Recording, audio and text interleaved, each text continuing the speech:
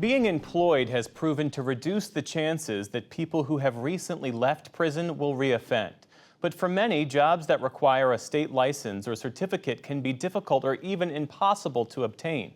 Special correspondent Kat Wise reports from Oregon as part of our ongoing series, Searching for Justice. At the Coffee Creek Correctional Facility south of Portland, about a dozen women are attending the final class of Intro to Native American Studies. You've been fantastic. Your critical thinking skills, your questions. The class is part of a bachelor's degree program in liberal studies offered by Portland State University to incarcerated women here. The traumas of our ancestors run through the generations of our families.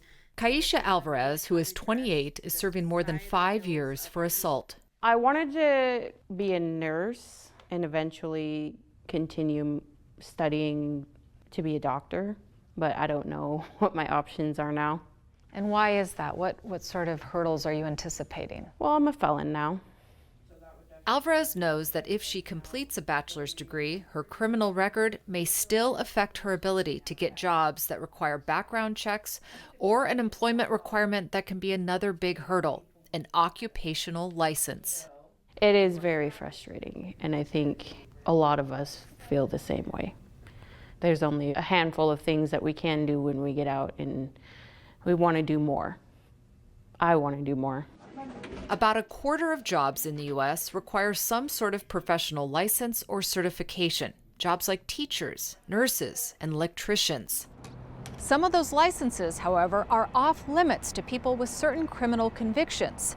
More than 40 states have enacted reforms to reduce license barriers. But here in Oregon, many hurdles remain. We say that we give people a certain sentence, they complete their time, but really that sentence continues. Deb Arthur is a professor and the director of the Higher Education and Prison Program at Portland State University. 4% of people who are formerly incarcerated have a college degree, 4%. There's so much talent and there's so many people that would be great contributors if we provided that support system for them. Arthur first introduced classes at Coffee Creek in 2019 and now oversees about 100 students. Are the students aware that some jobs may be off limits to them? Yes, and there's a lot of concern about that. There's lots of anger and there's also resignation. Because honestly, these are people who, to a large extent, feel written off by society anyway. I love science. I used to be a science tutor inside. Keisha Johnson knows what it's like to feel written off. Although I'm free, I'm still incarcerated because I still have to deal with no's, and with jobs, I could forget about even trying to apply for them. Johnson served nearly 20 years for being present during a robbery turned murder. In 2021, her life sentence was commuted by then Oregon Governor Kate Brown.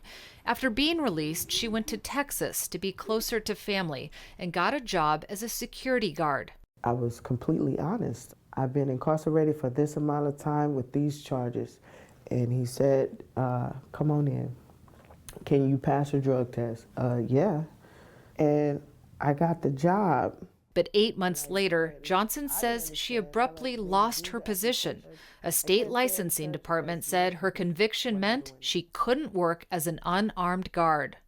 Most of the jobs that I feel I qualify for does require a license. And I don't put myself through the pain or the excitement that I'm going to do something that I really want to do. Johnson came back to Oregon and enrolled full-time at Portland State, continuing the degree she started when she was incarcerated at Coffee Creek. She's also working for AmeriCorps, helping run Project Rebound, a formal support system for students enrolling in school after prison. If I didn't have this program, I really don't know where I would be. I think that's what the problem is. Not being able to move forward after you serve your time. You serve your time, then it should be over, but it's never over. There has been some movement to change rules around licensing in Oregon. Earlier this year, a bill was introduced that would prevent a licensing entity from denying a license solely because an applicant had a criminal record, unless the crime was specifically related to the occupation.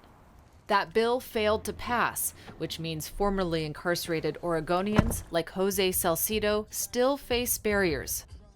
Despite being out of prison for almost a decade and turning his life around, the 31-year-old's youth record and adult robbery conviction from when he was a teenager are big obstacles for his dream job, a parole officer.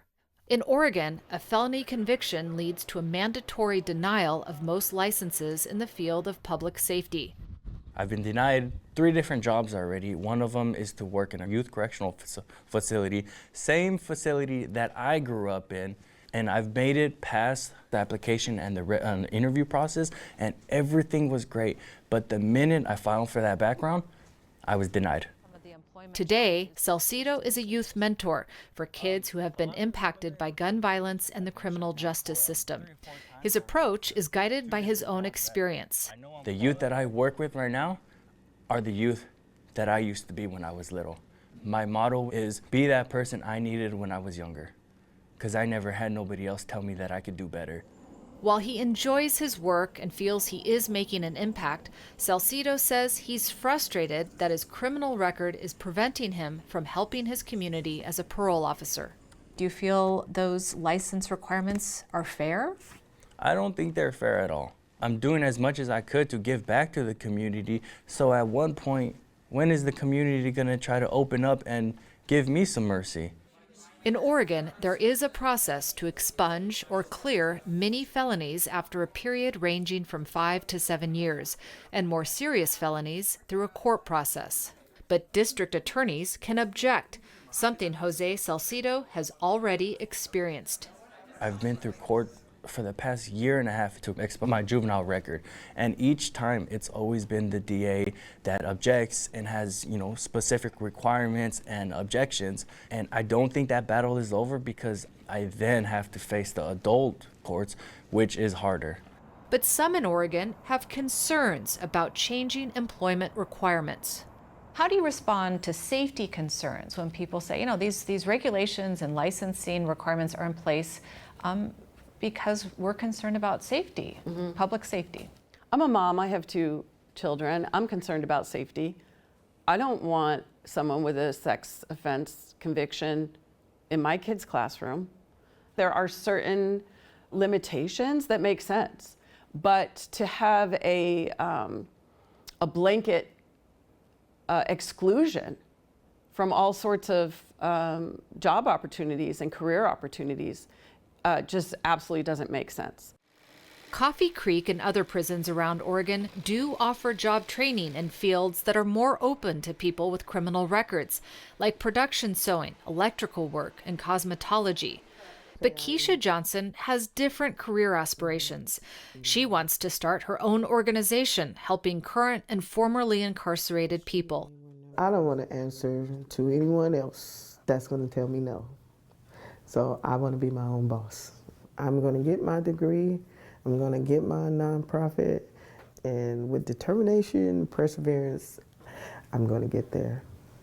Jose Salcido is also focused on the future. This fall, he begins an associate's degree in criminal justice, a step in his ultimate goal of becoming a parole officer. Where there's a will, there's a way. All my life, I've spent years fighting. I spent years fighting, accomplishing, losing, winning, gaining, and it's not going to stop. With about 4,500 people released from prisons in Oregon last year and a statewide labor shortage, the need for new employment pathways is as pressing as ever. For the PBS NewsHour, I'm Kat Wise in Portland, Oregon.